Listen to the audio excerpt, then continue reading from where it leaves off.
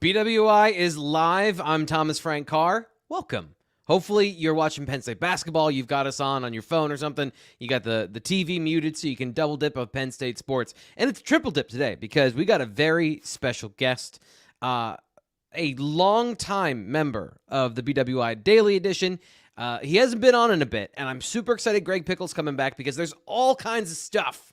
News, information, facts. We need to get them to you, and he's the guy to do it, the intrepid reporter. All reporters are intrepid because that's what you say in front of the reporter, but he's the most intrepid. That's coming up on the BWI Daily Edition. We're previewing Penn State football for the spring and a big match, a dual meet coming up at the BJC between number 1 and number 2 in wrestling. That's today on the BWI Daily Edition. We're live.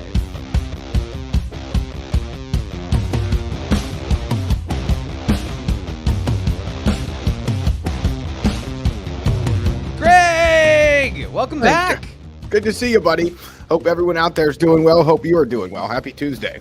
Happy Tuesday. How is everything in your world, and what's going on in the Greg Pickel household?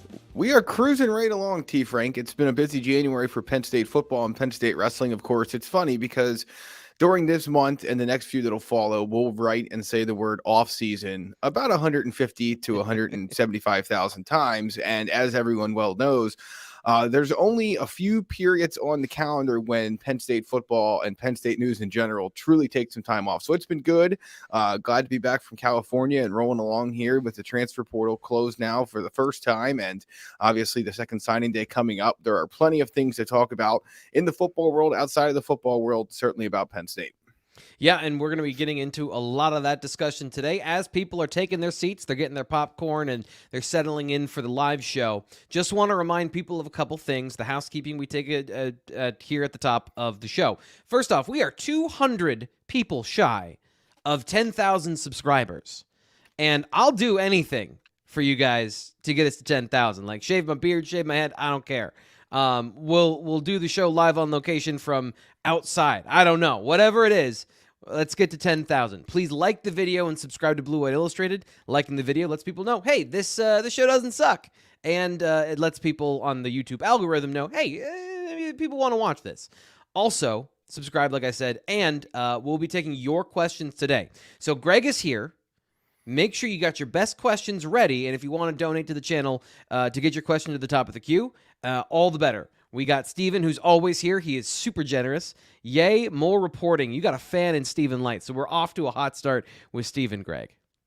Awesome. Good. Well, it's good to see you, Steven. Good to see everybody else that's here tonight. And T. Frank, I know we have a lot to get to. We do. So we've got some things that we're going to talk about. There's some pre-planned things. But if you've got a question, you got a comment, Penn State football, Penn State wrestling, which we'll get to at the end, drop your question, drop your comment in the chat. The first thing is you wrote about Hunter Nourzad over at the site this week. And I was very interested in that story because I think in the conversation about Penn State football, the optimism of the offensive line is I taken for granted maybe. And the examination of Nourzad moving from guard to center, you wrote about that, the internal view of everything from Penn State football. So what did you find when you dug into that conversation? Well, T. Frank, first things first, I can't really recall the last time we've had a start to a new year, basically, which is what we're in here with January, and the season, we'll be fast approaching before we know it. But I can't remember such big optimism for the offensive line in the James Franklin era, and probably even before that going into a season. I mean, there's been a lot of years of hope and high expectations and high beliefs and all that kind of stuff. But right now, it kind of all is melded together in a way that I think Penn State and its fans feel very good about, not just the starting five, but the depth that they have. One reason for that, of course, is that many guys can play various positions. Hunter Nourzad, of course, is one of them. It seems to me like they feel really good about him being able to move inside. One of the most interesting parts of that story that we had at BlueIllustrated.com was Juice Scruggs talking about how fast he was and that he was clocked at one point running at 19 miles an hour. And Juice Scruggs said he's never seen an offensive lineman run that fast. He said his numbers were in the 17 range. So certainly Hunter Nourzad has speed. He has long enough arms to play center. I don't think that's a concern. Obviously, when you put someone in the position of having to know the snap count, snap the ball, recognize the opponent and what they're doing pre-snap, and then deal with blocking an enormous defensive tackle across the line post-snap. It says it's one thing to say you can do it, and it's another thing to actually go do it. So that'll be the next step for Nourzad. But they feel good about where he is at this point. They feel like they got a lot out of him this season, and obviously he's one of many guys back with starting experience, and it's going to be in a different position this year. But a lot of people are optimistic about how it's going to work. Are you optimistic that Hunter Nourzad is going to be a good center? Drop your opinion in the chat, and we'll the most thoughtful answers will make it on the show. It is interesting the way that Mike Yurcich phrased it, of not just blocking the nose tackle, but the variety of different things you got to do as the center, the variety of responsibilities. It seems like a guy who came from Cornell should be able to handle those things from a mental standpoint, right? I mean, Right. Is that the vibe you got from them as well? Yeah, for sure. I mean, I don't think that part of it's going to be an issue. It's going to be whether the physical part of it holds up and whether he can, again, make a clean snap and then get out of his stance, recognize who he needs to block, and actually block that person on, and obviously a very short amount of time. So, I mean, I think we saw him get some snaps at center. I can't remember off the top of my head. I want to say he had around 20 this season, including some in the Rose Bowl. And so that was obviously a good thing for Penn State to get him some experience there. But, you know, the times of the game when he got those snaps was not typically against the first team defense. And if it was not the best version of a defense that he's going to face, because Penn State was up so big that it felt comfortable taking out Juice Scruggs. And that was likely in November at one point or another. And I think some of his reps came against Ohio as well. So you know, I think that the biggest thing obviously is there were times this year when we saw his physicality shine through in a bad way. And there were times this year when I think we saw maybe slightly bigger opponents be able to take advantage of him a little bit when it comes to just initial push off the ball. So that's my biggest concern, I think, is can he, again, do all those things and then get ready and make his block and do so successfully, whether it's against a pass rush or in a running scenario. So, you know, there's no reason to doubt that he can do it right now, T. Frank. But again, until you see him do it against West Virginia and consistently once Big Ten play starts, you know, that is one area there's going to be a question mark, even though you much rather prefer going into a season like Penn State did a year ago with a guy starting at center for the first time, but has experience starting in the interior of an offensive line as opposed to just going at it cold. Yeah, and there's a lot of stuff that happened last year that I think plays into that conversation too, of not just the injuries. You know, Nourzad also was dealing with an injury, and they didn't have enough depth to play anybody else at center. You know, as much as it was that they needed, you know, they wanted to get him those reps playing at left guard. They didn't want to play JB Nelson and burn his red shirt. So a lot of factors into that conversation. What do you think of the likelihood that this works out? What your personal assessment of it? Where do you land on that spectrum that you outlined? Yeah, I would call it above average, T. Frank. I really would. I would be surprised if this didn't work. Now, look, I mean, again, it's not like we saw Hunter Nourzad grade out perfectly this season, right? It's not like we saw him play 100% of the time perfect, and that's not. No one has, of course. So that's an unfair bar to even set or mention. But my point being is that we did see some things pop up during the year, and you've documented it some. I know many of our readers and listeners and fans have as well. You know, have documented some of the struggles he's had this year. Again, sometimes he was just pushed backwards or not where he needed to be, and that could be a concern when he's going to be facing, in all likelihood, even bigger or just as big offensive line or defensive lineman rather in 2023. So, do I expect it to work out for Penn State? Yes. And do they have every reason to feel good about it working out? Yes. But at the same time, you know, again, there are some concerns. I think he could improve strength-wise a little bit this offseason and otherwise that would help him in that regard for the season as we move into it. We got a couple of comments here in the chat. Again, if you want to get a question into Greg, you want to get your opinion on the topic, make sure you drop your comment in the chat. We're talking about Hunter Nourzad. Is he going to make a good center? It's interesting to me that we have this conversation about Juice Scruggs last season? Because Juice played guard and then moved to center for the first time in his career. He had been snapping, and you know, I know we had that conversation with him this year about how he had been snapping the whole time. They kind of get you ready for it if they think you can play center. That we didn't really have that conversation about Juice that I remember, but I do think that the importance of this year specifically, I think, to me, is driving a lot of the conversation about this of, okay, the offensive line looks like it's going to be great. So where are the question marks? Where are the things that might be a problem? And Now we bring up this with Nourzad. Something interesting here, though. A couple of the comments. Kreiner says, might take Nourzad a couple weeks, but thankfully he doesn't have to be amazing week one for us to be successful. And Michael McCollum says, probably doesn't hurt to have a JV preseason schedule if you're going to make a move like this. They play a Power 5 team out the gate, right? Like, I know it's West Virginia, and people have varied opinions on West Virginia, but that's not nobody. What's your view of kind of the schedule out the gate and where the team needs to be to start? Yeah, I mean, he better be ready for week one. I know West Virginia is not going to be a top 25 team to start the year, but they have some players. They have more talent than I think their record may have indicated. This past season, they were 5-7, 3-6 in conference play. So obviously not the year that Neil Brown and West Virginia thought they were going to have. But I mean, they do. They are pretty experienced, I think, T. Frank, up front, at least for the most part, they are. And they're, based on what we know about, their roster at this moment in time anyway. So, I mean, I think that they're going to like where they're at when they get into the season. They have some size and experience up front. So Penn State and Hunter Nourzad are going to have to be ready for that game. I know it's at Beaver Stadium. I know that West Virginia, obviously, again, is not the most powerful program someone's going to face in week one, but they're still a Power 5 school. They're still a team that has had success over the years. And then week 3, you play Illinois at Illinois. Yeah. So you have the walkover against Delaware. And I realize that, but Illinois just had a very good season. Yes, they lost a lot, including their very good defensive coordinator to Nebraska. But I think Brett Bielema has that team going in the right direction. I think that that's obviously not just a winnable game for Penn State, but one that it will win. But, when we start doing the whole, what game could trip Penn State up early conversation, Illinois is certainly one of them on the road out of the gate. And then you face Iowa, a team obviously that is known for having plenty of big body guys as well, right after that. Yeah. So it is. I make it a point to not know the schedule, Greg. So that just didn't hit me right because I knew West Virginia was first week of the season, and I get into it after that. But other than Delaware, I know they play UMass after 3 Big Ten games. So that's going to be an interesting September.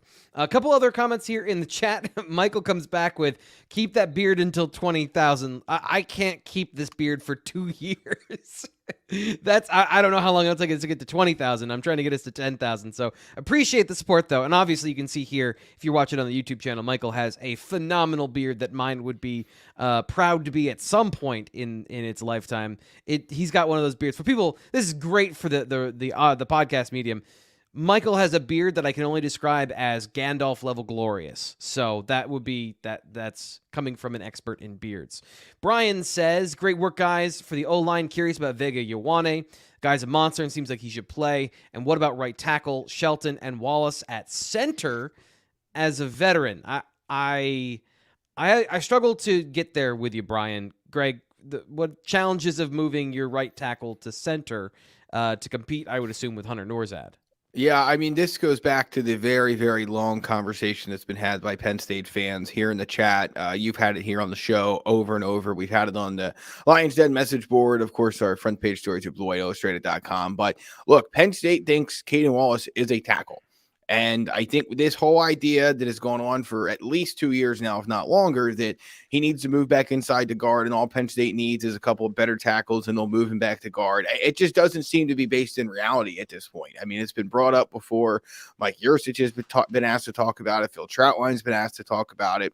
And they see Caden Wallace as a tackle. So I don't think he's going back to guard. I definitely don't think he's going to center. I think this is Hunter Nourzad's job at this point, T. Frank. Nick Dawkins will be back healthy. And, obviously when you mention Vega, he's a guy who I'm sure they're cross-training as well because he can play any number of spots. But, the tackle battle between Shelton and Wallace will be fascinating. And I'll at least allow the entertainment of the idea that if Shelton decidedly beats out Caden Wallace for that right tackle job, then is it going to be is that the only thing that would force Caden Wallace back inside? I guess it's not out of the question. But again, you have Hunter Nourzad and Sal Wormley back inside as 2 of your guard spots. So I think you feel pretty good about your situation there. And, overall, I just think that position battle plays out at right tackle, and the loser of it is unfortunately the second team guy at right tackle. I'm not really sure if I see any more shuffling at that spot.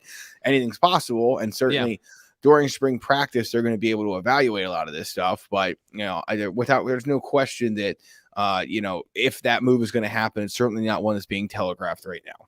Yeah, and it's not like they haven't played two tackles before. I mean, they have made it a habit of playing Bryce Effner, and if they view a guy as a starter, Hunter Nourzad at guard was a guy that they were planning on shuffling between guard and center throughout the year and getting him experience at all those positions. But injuries were a problem. Caden Wallace goes down. Bryce Effner becomes your tackle. But they were playing two guys at that position last year. I don't see any reason why, if Shelton earns that place like Effner did, that they wouldn't be able to do that in a similar fashion. Right. And that's kind of the point about this offensive line next year. And I know we have a couple people that are wondering, how good is the offensive line going to be, even in the chat right now. That's one of the things that Greg said at the beginning. We're going to be talking about that all offseason long. BlueWhiteIllustrated.com is the place for you to go and check out what we're seeing, the things that we're talking about, we're writing, and our insight into those things. I did a roster reset for the offensive line earlier last week, I think it was. You can check that out. Plus content, by the way, at On3, Blue White Illustrated at On3. You can sign up right now, $29.99 to sign up. It's the place to be to get all the information, to get all the facts, get all Greg's reporting on a ton of different things. And it's totally worth it. And if that's too much for you, you can always subscribe here for free and like the video. One thing we got to get to, though, Greg, is RogueShop.com, the official sponsor of the BWI live show. I love how much this company has supported us, and I hope you support them as well, because I believe in their mission. Their mission is to help people with holistic, natural means so that you're not pumping yourself full of chemicals and pharmaceuticals to alleviate underlying symptoms. RogueShop.com is a husband and wife small batch cannabis farm specializing in sustainable plant medicine. Now, I've talked to you a bunch about the THC gummies, which help me wind down. If you can't notice, I'm a very high energy dude. It doesn't always dissipate. And if you need help going to sleep, you suffer with, racing thoughts at the end of the day, and you need something to help you naturally unwind, you can use those. The CBD products as well. They have hot cocos, they have lollipops, they have different ways that you can ingest this stuff. And with CBD specifically, it is known to reduce inflammation in the body, which inflammation is one of the worst things that can happen to your body. So if you want to fight that in a natural way while supplementing it with Western medicine, don't want to seem like we're crazy here, RogueShop.com. And if you use the promo code BWI for 10% off, you can let them know you came from the live show, help support our local, our show sponsors, and you get yourself 10% off. So RogueShop.com to help everybody out, including Greg. Right, Greg? Totally. That's right, buddy. 100%. Yes. So the portal window is now closed. This is the first year with these windows, and it's interesting how this was an ongoing conversation during this time last year of, is Penn State going to get some defensive ends, the Murphy twins? Is it going to be, are they going to be able to find a guy to come in at receiver? And all of those conversations kind of just kept going. Now we have very clearly defined times when all of this is happening. The first portal window has closed, and you did something earlier this week taking a look at the second one. Needs to address. Obviously, defensive tackle is the place to start. So what's your assessment of that situation, and when is the next portal window for people? Let them know kind of what to expect. Yeah, so the first one was 45 days starting December 5th, and it ran till last Wednesday, so 6 days ago today. It closed, and then now you're going to see guys entering the transfer portal still, so I want to address that real quick, T. Frank. So Micah Bowens, for example, the former Penn State quarterback who went to Oklahoma last offseason, he is now back in the portal, and you might have found yourself saying today, if you saw that, well, wait a second, I thought he already transferred, and I thought the transfer portal window closed. Well, it only closes for undergraduates. So guys who are graduate that have their degrees are able to go in at any point in time. So that's why he's able to in there and do that. We'll see where he ends up. Obviously, he didn't see, I don't think, any time this year at Oklahoma, or if it did, it was extremely limited. So time will tell on that. But, I think Penn State did a nice job in the first window with getting two receivers. Obviously, it's brought in some specialists as well. But, yeah, I think defensive tackle is a big glaring need left on the board. Cornerback was already addressed with Storm Duck, who, of course, is on campus. So, I look at defensive tackle as a spot and defensive end really is a spot Penn State might be looking to add a body or some bodies to in the second window, May 1 through 15. But, the issue is, again, we've seen this happen time and time again. for every Arnold Ebiketie or Derek Tangelo or Chop Robinson, there's 20 other defensive linemen that go in, and they are highly coveted, and they, most of them play or come from the South, and they want to stay or go, play in the South. So you're having a hard time getting them to visit Penn State or elsewhere. So, Yeah. I don't think Penn State's defensive end room is in all that bad of shape with Smith Vilbert back, with Adisa Isaac back, with Chop Robinson back. I can certainly understand why they'd want to add somebody there, but I don't think it's a necessity. Defensive tackle is a little bit of a different story. You lose PJ Mustipher there. Who's your next big body guy that's going to take over and dominate? Is it Devon Ellis? Is it Kozai Izzard? We've seen flashes from these guys, not necessarily given the opportunity for sustained production, but they also haven't forced for it or pushed for it either necessarily, or at least in the eyes of the coaching staff they have. Do you think I want to quickly, because this is something that I've gone back and forth on in my own mind. Is it necessary in Manny Diaz's defense to have a guy that is that run stuffer? Because they are all over the place, right? So they move around. They rarely are in the same gap where they line up pre-snap. So the value of it, clearly Penn State's looking for a defensive tackle, but is it just a guy that is kind of what we've been outlining, or what do you think they would find and take in the portal?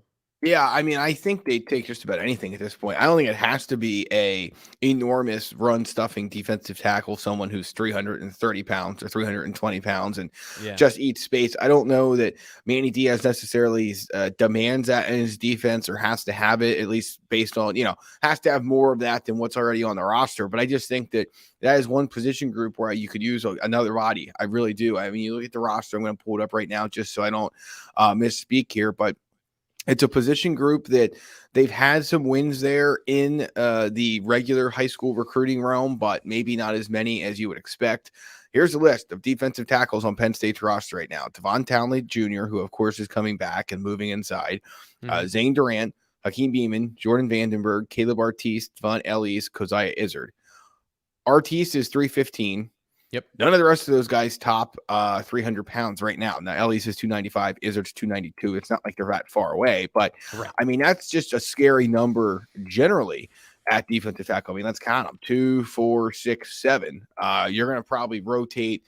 Obviously, you're going to start 2 and probably play at least 2 more. So, you're talking about some guys taking a pretty big step forward in terms of the role they're going to be asked to play this season. Are they ready for it?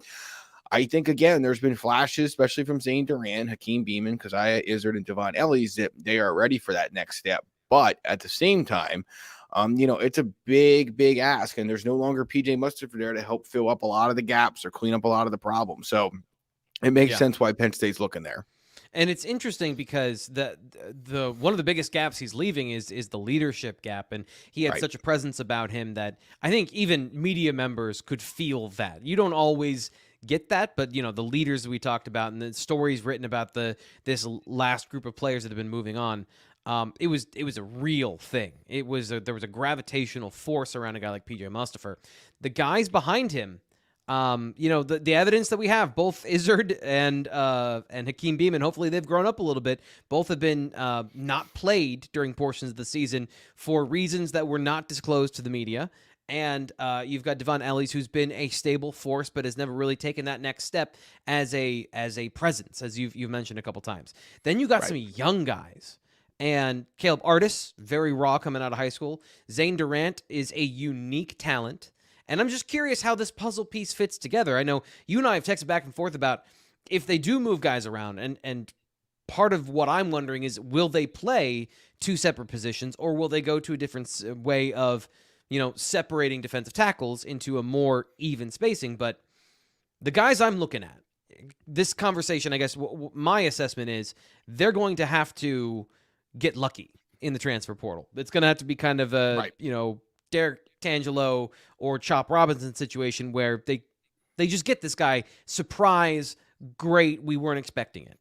But it's going to have to work out like linebacker did last year, where they went in, we talked about this, we talked about this as a need, they don't find it in the portal, but they get what they needed from that Mike linebacker position this year to win 11 games. The guys I'm looking at, Jordan Vandenberg, I think he needs to take a step this year. He's a physical, strong player, and he can be, I think, that run disrupting presence. It might not be the same way. And then Izzard's the guy that I'm really interested in. Do you think he can be that guy at 290, or is he more of the Hakeem Beeman but bigger in your mind? Yeah, it's a good question, T. Frank. I'm very curious. It's a better question to answer, I think, once we see what these guys look like on the updated roster after winter workouts. If he can put the weight on over the next couple of months here, yes, I think he can play that role. Do I think he can play it at the weight he was at that we saw last season? I just don't know. So, I mean, I think that, again, it's probably not out of the question for him to put the weight on and do it, but I'm just not sure if, in the current state of his body, if he can do that. So, no, he's, I think, the guy most people are fascinated to see what he does this offseason. You mentioned that, again, there's been some ups and downs along the way for him. But, yeah, I mean, to go back to the portal part of it quickly, the best part about these guys that you've mentioned already is that they were here for spring practice. And whoever you get is not going to be here for spring practice. And it just makes you question why that player is moving on. Did he not have a choice to leave during the first window, either because he didn't graduate yet or something like that? Or was it he thought he was going to be able to win a job on his current team and realized he couldn't? And that makes you wonder, if he couldn't do it at his current school, how is he going to do it at Penn State? So are you just bringing in a guy for depth, or are you bringing in somebody who could potentially be a starter? So there's a lot of questions to answer. The portal can be tough when it comes to evaluating, T. Frank, at least in my opinion, because you're trying to, I think, you're trying to make a case that, fresh scenery and past talent and past exploits, or whatever you want to call it, is going to make a positive impact on the Penn State program. But I'm always just left with the lingering thought of, well, why didn't he just continue doing that as a current school if that's going to be the case? So, I think when you look at some of these guys, I think that, whether it's coaches that left, or whether it's just the opportunity to play for a more prestigious place and a better record, I think comes into it. But sometimes, I think Malik McLean's a great example of this. I mean, there's talent. This is not an exact linear straight line comparison, but I feel like Penn State fans are viewing him much in the same way Florida fans probably viewed Justin Shorter when he came to Florida out of the portal, just in the sense of former highly regarded recruit, big guy, has shown some things, but has not shown what everyone expected him to. And so, again, that's not exactly a one-to-one comparison, but there is some of that going on. And obviously, Justin Shorter did some nice things at Florida, but I'm not sure he ever reached the potential that many thought he could. So we'll see how it all plays out. That was not the point of this conversation. But long story short, I think they could use a defensive tackle. We'll see if they can find one. In a nutshell, defensive tackle still in need on a team that has a lot of talent and a lot of potential and is everyone's favorite dark horse. I don't know if you can be a favorite dark horse and still be a dark horse, but Penn State is filling that role right now in the national media. Paul Snyder, he's here in the chat. If you want to get your questions or your comments on the channel, we're talking about the transfer portal. Does Penn State need a defensive tackle? Give us your thoughts on the show. Paul Snyder says, thanks for your commitment to the program, gentlemen. Always happy to be here. Thank you for your commitment to the show and being here. All this January news has me worn out, which I think Greg can relate to that. I know I certainly can. Can we expect more developments into February? The portal window, like we talked about, is closed, but commitments, other guys that are already in there can still make a decision. How are you looking at February, knowing that from a news perspective, it is more of a downtime, essentially more regularly? Yeah, I mean, February is program building month, right? So we might have a signing during the late signing day, which is on February 1st. So it's next Wednesday. Could have that to deal with. I imagine Marcus, we're going to meet him at some point, the new receivers coach. So I think that's obviously something to keep an eye out for in February. But otherwise, it's a program building month. There's no recruiting travel. There's no prospects on campus.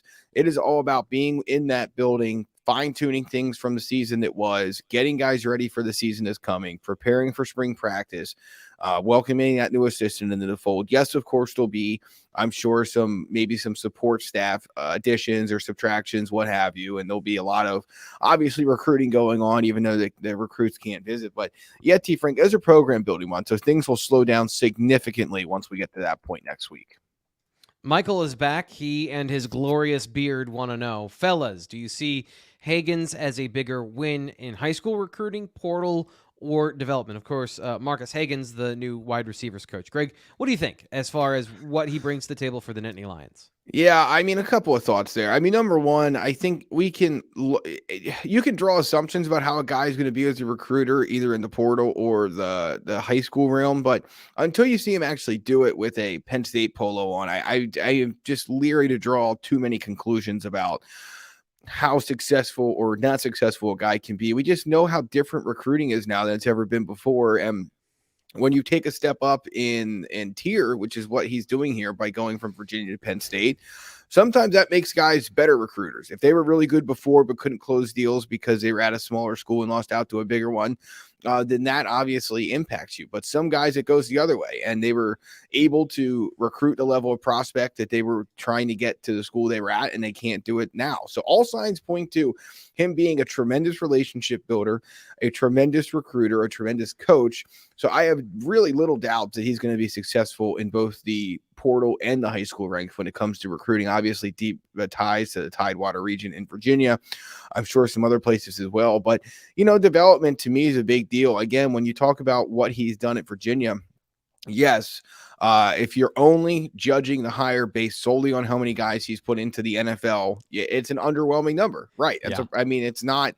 I think it's one. So, and drafted at least. There's some other guys in there undrafted, but when you look at the kind of players he brought in, what he turned them into at Virginia in terms of where those players rank all time in Cavaliers lore, and then also how good they played at the college level. He's taken some guys that I don't think many people had high hopes for and turned them into really productive college receivers. So feels a lot like Taylor Stubblefield in that regard, where there was a lot of optimism about his development abilities, and I think that the same thing applies here. But again, we can sit here and project what we think it's going to look like, and that's of course what we do in January. But if the guys aren't making improvements in September and October, we're going to feel completely different about the comments we've made now then. So one way or the other. So he has his work cut out for him, no doubt about it. Keandre Lambert-Smith is back, and he's shown at times he can maybe be the leader of this receivers room, maybe not. There's a lot of inexperience in that room, and of course adds 2 transfers now. So he has his work cut out for him, and he has a lot of guys who, I think the biggest thing, T. Frank, is he has a lot of guys who each have their own issue that's keeping them from taking a bigger role so far. And so he's going to have to spend a lot of time fixing those individually. It's not like there's one blanket thing that, goes over and covers this entire room. It's not really the case in my mind. There's each guy you can point to for the most part and say, this is why he hasn't played more. That's why he hasn't played more. And some of it's obviously age and experience and things like that. But some of it's consistency and some of it is skill and talent development. And whether it's clearing mental hurdles, whether it's not consistently catching the ball, whatever it is, he has a lot of work to do. There's no doubt about that. So he better be able to develop talent. I don't think there's any question that James Franklin knows what he needs and went out and found someone he thinks can do the job. So we'll see how it plays out. He has a pretty darn good track record so far hiring assistant coaches, Steve Frank. Yeah, and I would say since the last round of James Franklin contract conversations, we've seen a little bit more of what he was planning on doing the first time around, right? So some of the hires over time, we've had the conversation of resources, is Penn State all in, blah, blah, blah, blah, blah. All the times that Nate and I have spent long hours here on the show discussing and getting into the inner workings of all of those things. Yeah. When he's had the resources to go get the guys he wants, I think you make a good point that he's done a good job of finding and identifying talent on the coaching side, not just on the player side. And if you want to get more of our thoughts on Biscuit, is his nickname, Biscuit Hagens, check out our breaking news video from Monday, which was only yesterday, which somehow it doesn't seem like that, here on our Blue White Illustrated YouTube channel. Also, the recruiting show, they took a deep dive into his recruiting ties into Virginia and how he can help Penn State in a very talent-rich area, even though they've already been doing great in Virginia. Apparently, there's more to give from that state, so go check out all that information on the previous BWI Daily edition. So it's not all sunshine and rainbows. Kevon Lee finally made his declaration to the world after being incredibly vague on the internet for several weeks, building up to he is transferring. How do you feel about the running back situation first? And then secondly, how do you evaluate the zero sum, if you want to make it that way, of lost and gained in the transfer portal. How did Penn State do in your mind there? Yeah, I think they fared just fine, T. Frank. I mean, obviously, look, there's still one scholarship over by our unofficial projection count at 86. So there's going to have to be more movement, especially if they pick up Chimney Odo, the 3-star offensive lineman from Maryland next week on the late National Signing Day. So, the movements aren't over yet. But at this point, I feel like they have fared fairly well. They've lost, obviously Kevon Lee's a guy who did some nice things at Penn State, but was clearly passed on the roster, and that was not going to change. Would you love to have him around as a veteran presence? Yes. At the same time, did you win 11 games and he only played in 5 of them? Yes. So I think you can feel pretty good about things moving in the right direction there, even without him. But other than that, I mean, a startling little amount was lost to the transfer portal for Penn State in terms of actual on-field production. I mean, I think the one guy that they saw move on that I would have liked to see more of was Jamari Budin. He's a guy that, I think if here another year, maybe ends up with a bigger role, T. Frank, than what he had beforehand. But other than that, I mean, when you look down the list, who do you say, who stops you and says, oh man, that one hurts. That one stings. I mean, I'm just going to pull it up here and run it down real quick, but there's just no one to me, T. Frank, on the list that just, again, it makes you think to yourself, oh man, Penn State is really finding itself in a bind at this point. I mean, Christian Veilleux, okay. Kevon Lee, that's kind of comfort, right? So those guys, that's kind of a buffer. It's not necessarily those guys were productive and excellent last season specifically, because Kevon gave a lot to the program the previous 2 years, but both those guys are just, you have a guy.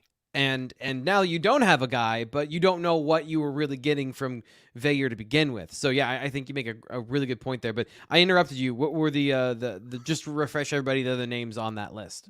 Yeah, so I mean, I'll just run it down real quick. Christian Veilleux, Kevon Lee, Jaden Dotton, Malik McNeil, Michael Wright, who was a walk-on long snapper, Rodney McGraw, Fatorma Malbal, Jamari Budin, Cody Romano, Marquise Wilson, and Jeffrey Davis Jr.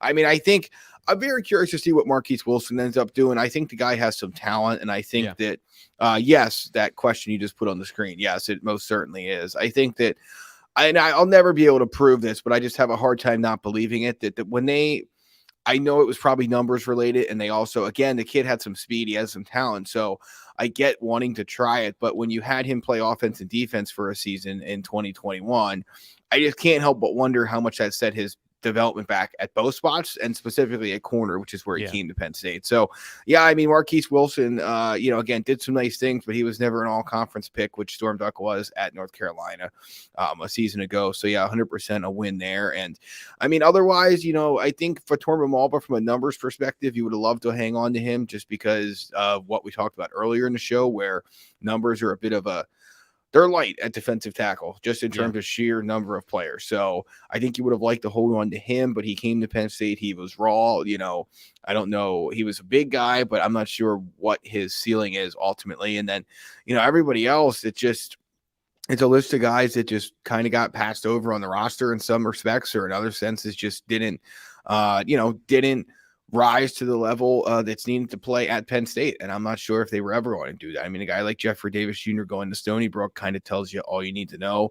Rodney McGraw goes to Louisville. That gets him closer to home. So, Fatorma Malbal goes to West Virginia. Again, the Mountaineers better than what I think some of our listeners giving them credit for, but still not currently in the same realm as Penn State. So we'll see. And then obviously with Christian Veilleux going to Pitt, there's a chance that's a crowded quarterback room there to some degree now, but we'll have a chance to see what he can do there. So, again, I think Penn State comes out ahead in this trade-off. And look, you're supposed to do that if you're a top 10 program and if you're someone that is the caliber of Penn State, right? I mean, you should not be losing starters or top reserves to the transfer portal unless it's a guy like Christian who, he wasn't going to beat out Drew Allar next season. I'm not sure if he was going to, he may have held off Prabula for the backup job, but, I just don't know if what he hopes to accomplish in college football, he was going to be able to accomplish here. And quarterback's the one position that's a little bit different than the rest. So, I mean, by and large, I just don't know if you look at any of these and say that Penn State, it's any kind of indictment on the state or the health of the program losing any of these guys, or that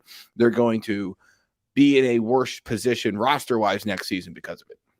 Lambda here saying, is Storm Duck for Marquise Wilson a W? And as Greg said, I agree with that in terms of what you're bringing to the table. Marquise Wilson could play. Like, this is not a conversation saying Marquise Wilson is a bad football player, but Storm Duck, a veteran presence, I think a little bit more diverse. I've talked about this in his film room. I've talked about it here in breaking news, other places.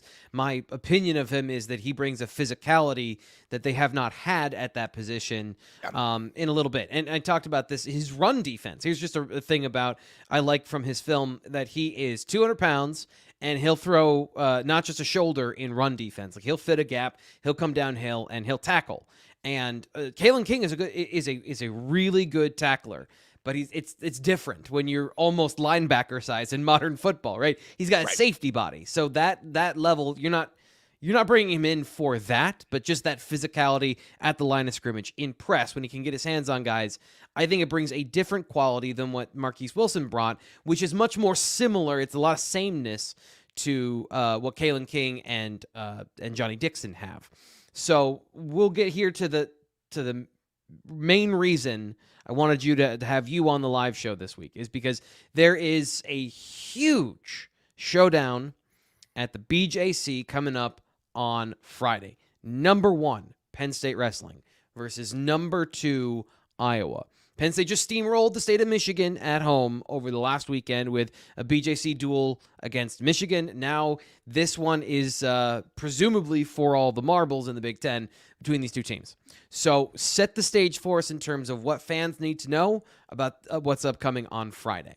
Yeah, so obviously another big Penn State Iowa showdown. Frank, Penn State fans, Penn State wrestling fans certainly know that these two schools have been the cream of the crop in the Big Ten for a number of years now, and Penn State has almost every year of the Kelsey Anderson era got the better of Iowa. But this is a fascinating duel on paper. I think Penn State wins it, Frank, but I would say that there's at minimum 5, if not 6 bouts that could go either way. There's upset potential both sides.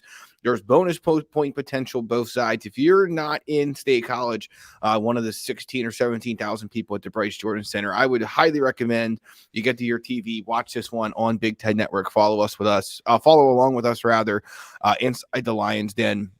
Message board in the wrestling room, message board form, if I can talk, easy for me to say. 8:30 p.m. first match at the Bryce Jordan Center in State College. So should be a dandy. Frank is going to be the talk of the college wrestling world all week. It has been for months since the season was set. And obviously Penn State's going to get some home advantage with the fans at the BJC, which obviously has often gone a long way for many of Penn State sports programs and, of course, the wrestling team as well. So what's the turning point? And you mentioned a lot of close things. What's the turning point of this match going to be, in your opinion? What weight or what wrestler do you think is going to be a deciding factor? Yeah, fascinated at a couple of these. Number one, I think when you look at the matchup at 141 pounds, Real Woods from Iowa is number 2 in the country at last check. Let me just double check that because the rankings were updated today. I didn't get a chance to take a peek at them, but at last look, Frank, he was number 2 in the country. He continues to be.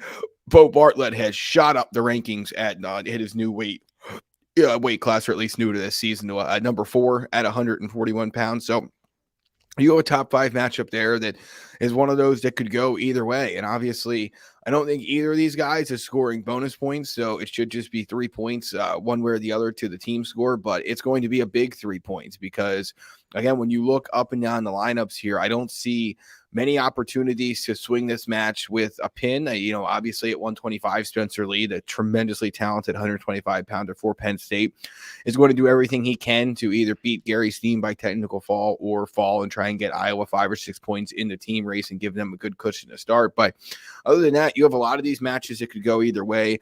Real Woods and Bo Bartlett at 141 is certainly one of them. And then Max Dean and Jacob Warner at 197 pounds is another one. Again, when you get to that point in the match, the team score is likely to be either very close or possibly tied. So you're talking again about a match in this dual meet that will help decide which team comes out on top. So those are the two I have my focus on, Frank, but there's numerous top 3, top 5, and top 10 matchups.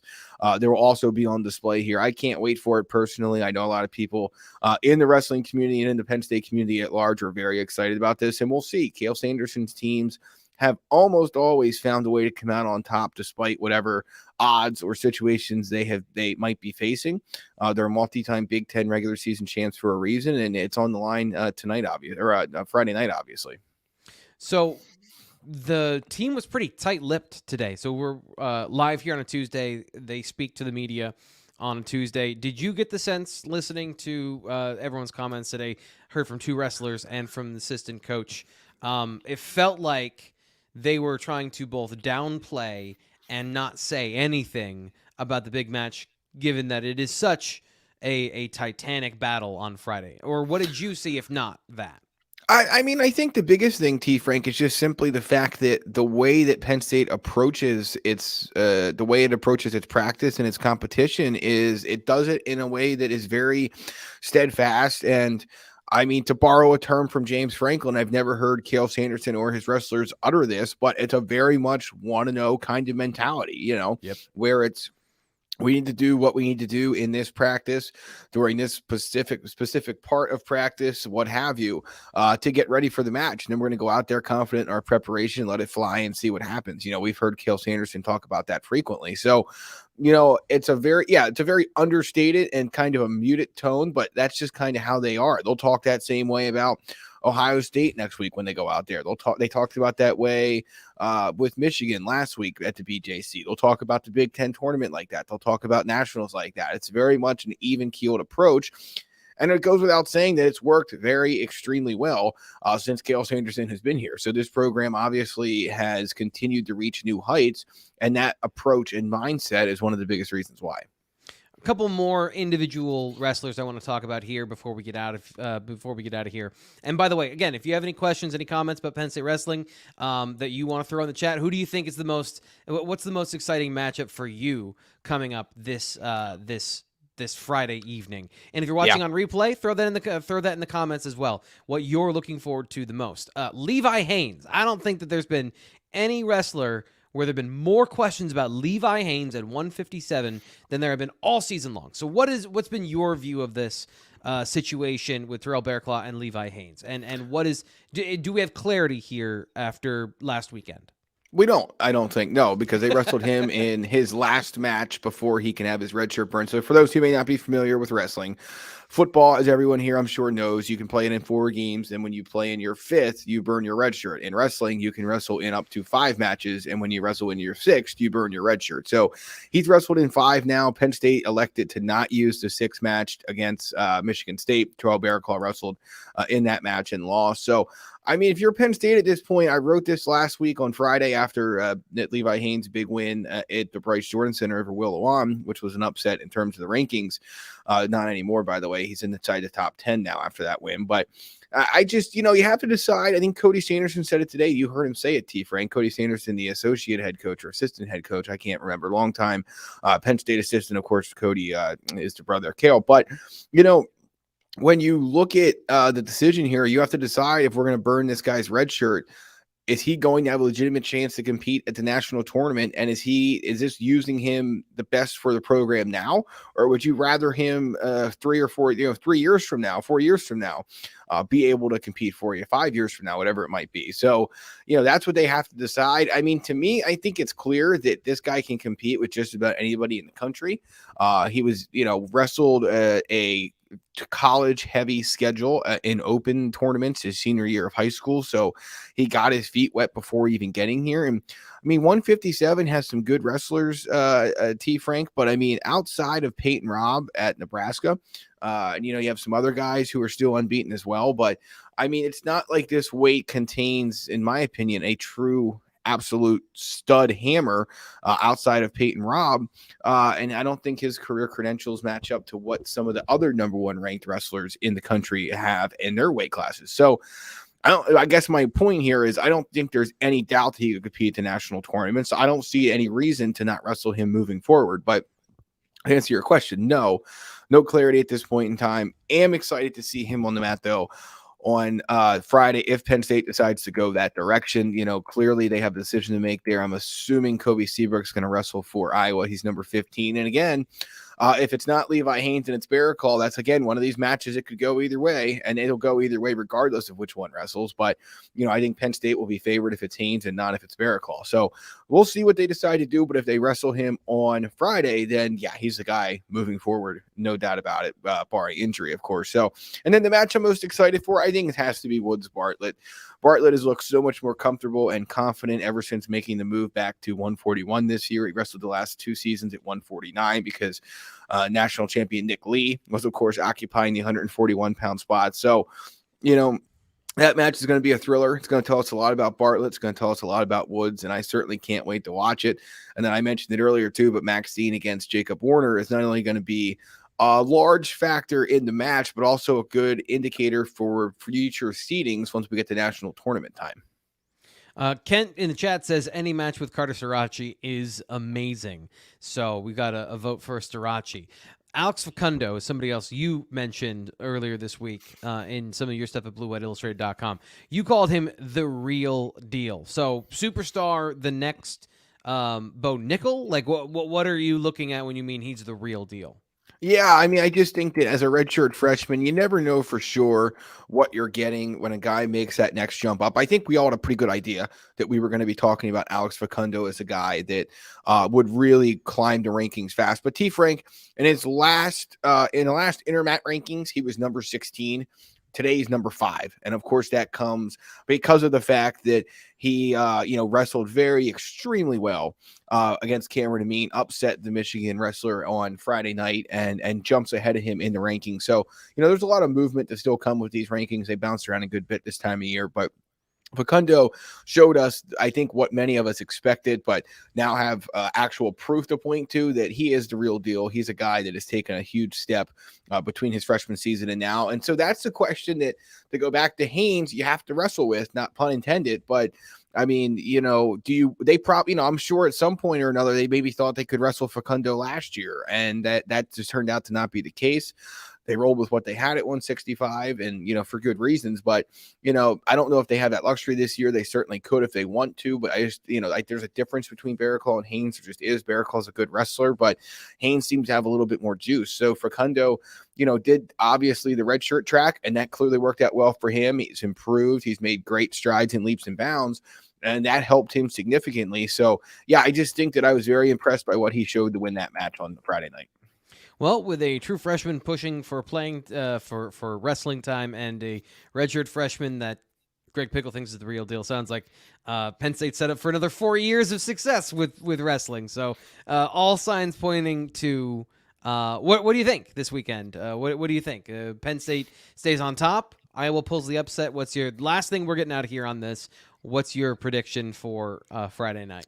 I don't have a score prediction yet. I'm going to save that for Friday at BlueWhiteIllustrated.com when we do our preview. And I'm not holding out on you, YouTube audience. I truly don't know yet.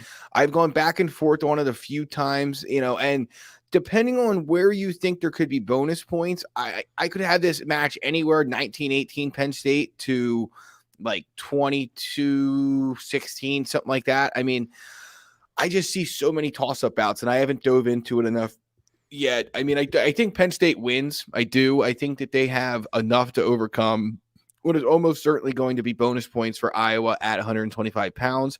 And I think that they'll be able to win enough matches, score enough bonus points along the way, or at least at 1 or 2 weights to win this match. But in terms of the score, T. Frank, I'm still debating that.